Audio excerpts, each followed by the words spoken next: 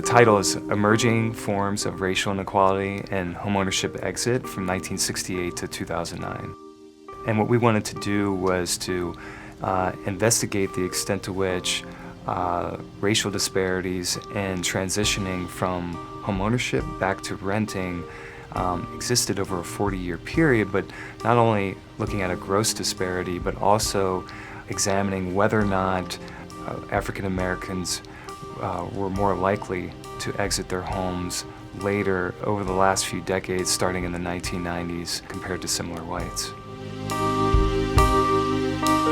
The main contribution of this research is the fact that we go back 40 years and look at racial differences in homeownership exit over time. So the housing literature and housing equality literature has focused mainly on access to homeownership and the fact that there's been a decline in the racial gap in homeownership. But on the flip side of the coin, very few studies, if any, have looked at the long-term impacts of racial inequality and the extent to which blacks are more likely to exit their homes than whites. And what we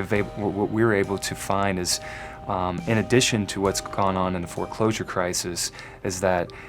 if you go back to the late 60s, 1970s, and even early 1980s, black homeowners were no more or less likely to exit their homes for renting than were similar whites. And so this disparity has just recently, in the last couple decades, really emerged, and this is something that hasn't been documented before in the literature.